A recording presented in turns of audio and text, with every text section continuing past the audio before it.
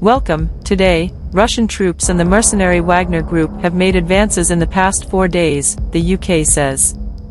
Soledar is near Bakmut, where Ukraine is also locked in a bloody battle. President Zelensky said there was almost no life in Soledar, with no whole walls left. He also said the whole land near Soledar is covered with the corpses of the occupiers. This is what madness looks like, he added. Soledar, which had a population of around 10,000 before the war, may be seen mainly as a stepping stone to capturing Bakmut, and its strategic value is questionable. But a U.S. official said last week that Yevgeny Prigozhin, the Wagner Group's founder, wants control of the large salt and gypsum mines in the area. The UK said part of the fighting had focused on entrances to the 200 km long disused tunnels, and that both Russia and Ukraine are likely concerned that they could be used for infiltration behind their lines. Mr. Prigozhin has confirmed his interest in the mines, calling them the icing on the cake in the strategic importance of the Bakmut area.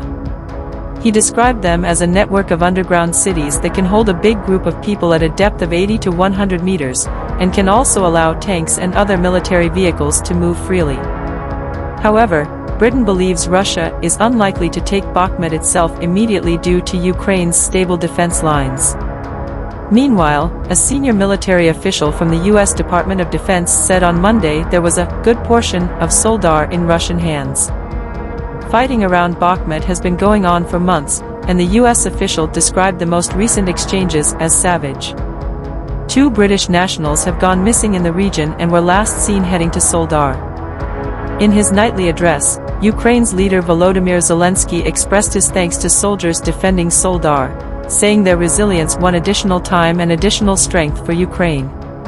According to a Facebook post by the General Staff of the Armed Forces of Ukraine, soldiers on Monday repelled attacks near 13 population centers, including Soledar and Bakmut. Despite the long and intense battle, Ola Zhdanov, a highly respected military analyst in Ukraine, believes that neither Soledar nor Bakmut are especially important from an operational point of view. Mr. Zhdanov said in an interview on Monday with the Ukrainian newspaper Gazeta that Russia is trying to prove to the whole world that its army is capable of winning. Russia has suffered several setbacks in Ukraine since its invasion nearly a year ago, including losing control of the only regional capital it had managed to capture.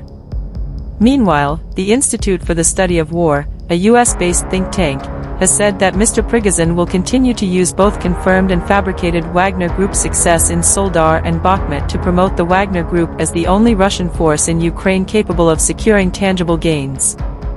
Ukraine's military said early on January 10 that it conducted airstrikes overnight on unspecified Russian positions and anti-aircraft missile systems, while fierce fighting continued.